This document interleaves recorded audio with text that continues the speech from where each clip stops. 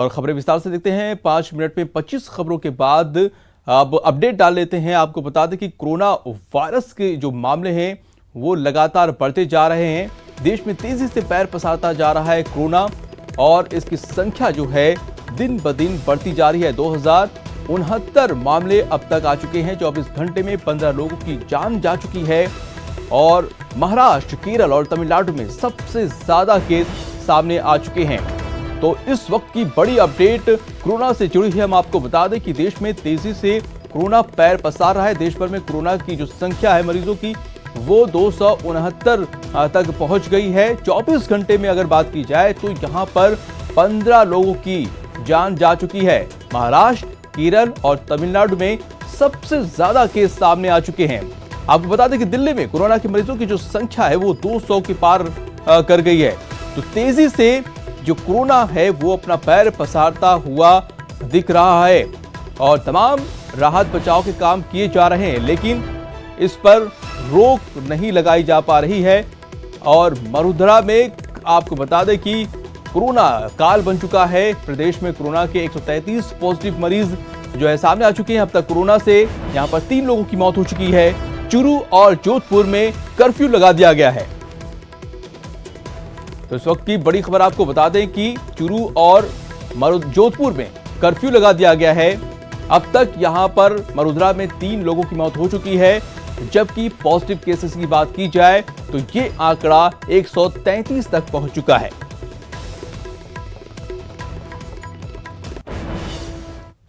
और खबर चूरू से है, जहां पर पुलिस पर कुछ लोगों ने पथराव कर दिया है। पूरा मामला चूरू जिले के दुधवाखारा थाना क्षेत्र के लादड़िया गांव का है। यहां पुलिस सोशल डिस्टेंसिंग के बारे में समझाने गांव पहुंची थी, लेकिन लोगों ने सोशल डिस्टेंसिंग की बात को दूर कर दिया और पुलिस की एक भी नहीं सुनी और हमले में थानाधिकारी समेत 3 लोग घायल हो गए हैं। बताया जा रहा है कि ये लोग सरकार की एडवाइजरी का पालन नहीं करके गांव के सार्वजनिक चौक पर एक साथ 2030 लोग जमा थे। तो चूरू से यह खबर, जहां पर 3 पुलिसकर्मियों को जो है जख्मी कर दिया गांव के लोगों ने, सोशल डिस्टेंसिंग के लिए गए थे। और जोधपुर में कोरोना के लगातार पॉजिटिव मरीज सामने आने के बाद प्रशासन ने कड़े कदम उठाने शुरू कर दिए हैं। जोधपुर के नागौर गेट थाना क्षेत्र में एक महिला के पॉजिटिव पाए जाने के बाद इलाके में कर्फ्यू लगा दिया गया है। दरअसल ये महिला पिछले 11 दिनों से नागौरी गेट थाना क्षेत्र में रह रही थी।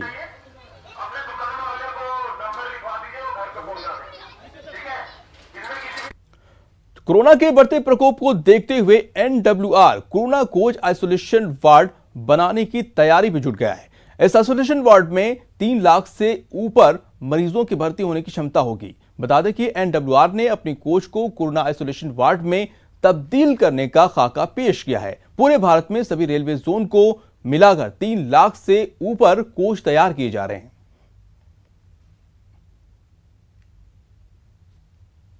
रेलवे बोर्ड द्वारा तय किया गया है कि रेलवे के जो आईसीएफ के कोचेस हैं, पुराने कोचेस हैं, उनको कन्वर्ट करके आइसोलेशन वार्ड्स में तब्दील किया जाएगा। इसके लिए मुहिम छेड़ दी गई है और पूरे भारत में लगभग 20,000 के आसपास इस तरह के कोचेस हैं जिनको भी कन्वर्ट किया जाएगा। इससे लगभग 3.25 लाख के आसपास बेड जो है वो एक्स्ट्रा मिलेंगे आइसोलेशन के लिए, जो कोरोना वायरस से ग्रसित कंफर्म्ड पेशेंट्स हैं। तो देश भर में कोरोना तेजी से पैर पसार रहा है। ऐसे में मरुधरा ने अपनी कोशिशों से मिसाल पेश की है। टेस्टिंग के मामले में राजस्थान देश में नंबर 1 हो गया है।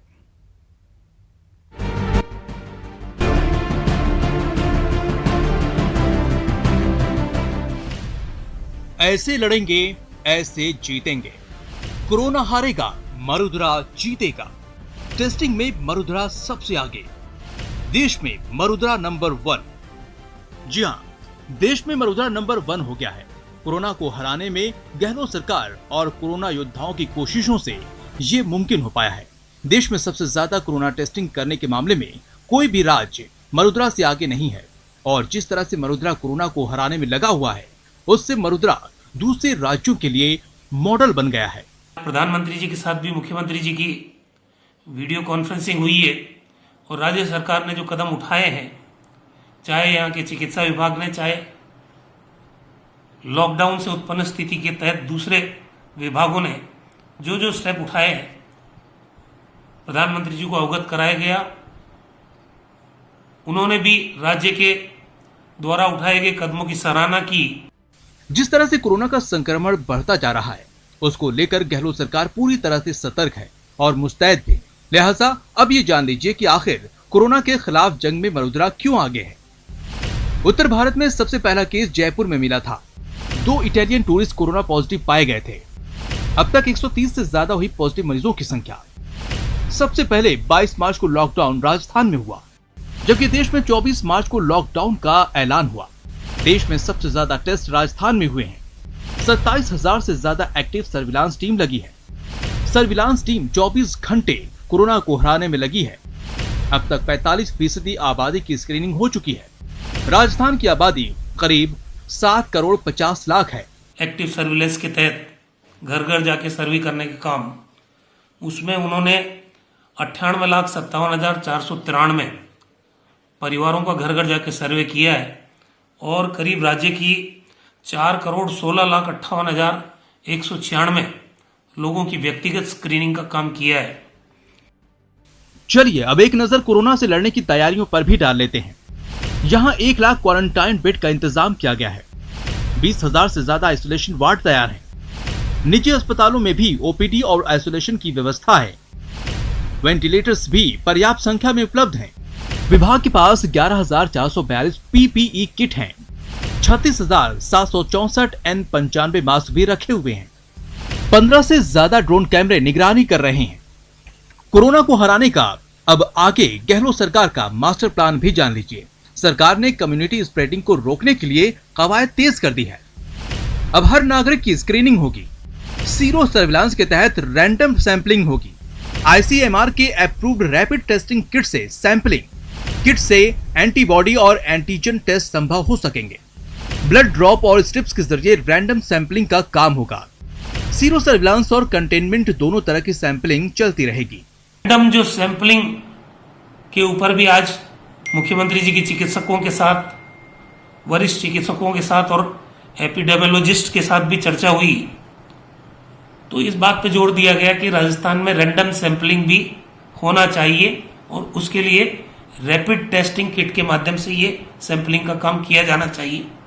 क्योंकि आईसीएमआर ने इसकी को अप्रूव किया है, तो इससे एंटीबॉडी और एंटीजन टेस्ट संभव हो सकते हैं। तो देखा आपने, कोरोना से अब घबराने की जरूरत नहीं। भले ही जयपुर का रामगंज, भीलवाड़ा और जोधपुर हॉट स्पॉट घोषित किया गया है, लेकिन गहलोत सरकार भी कोरोना को हराने के लिए युद्ध स्तर पर काम कर रही है। बस जरूरत है तो आपके साथ के, इसलिए आप अपने घरों में ही रहें और सोशल डिस्टेंसिंग का पूरा ख्याल रखें। Bureau report, news 18 Rajasthan. तो कोरोना संकट को देखते हुए सीएम गहलोत ने बड़ा फैसला लिया है। सरकार ने 2 महीने के बिजली और पानी के बिल को स्थगित करने का फैसला लिया है। बता दें कि 150 यूनिट तक उपभोग करने वाले घरेलू श्रेणी के बिजली उपभोक्ताओं के बिल को स्थगित कर दिया गया है। सरकार ने इसके लिए बिजली कंपनियों को 650 करोड़ रुपए उपलब्ध करवाने की घोषणा की है। उच्च स्तरीय बैठक में सीएम ने यह फैसला लिया है।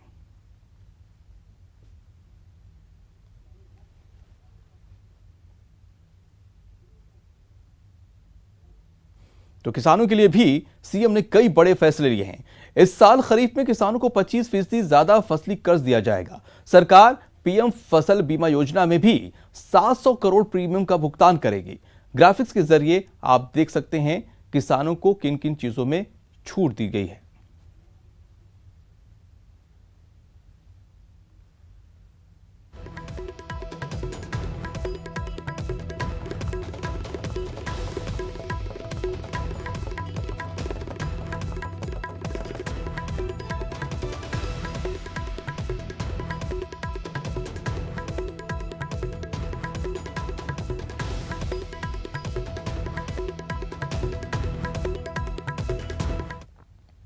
बढ़ते अगली खबर पर, तबलीगी जमात पर सीएम गहलोत का ट्वीट आया है सामने।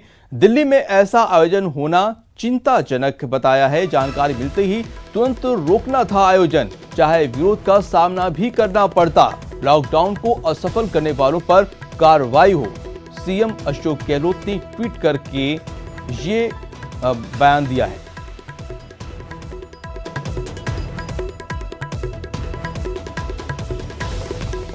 तबलीगी जमात को लेकर सीएम अशोक गहलोत का ट्वीट। तो फिलहाल वक्त हो चला है छोटे से ब्रेक का। ब्रेक के बाद देखिए नन्ही परी का महादान।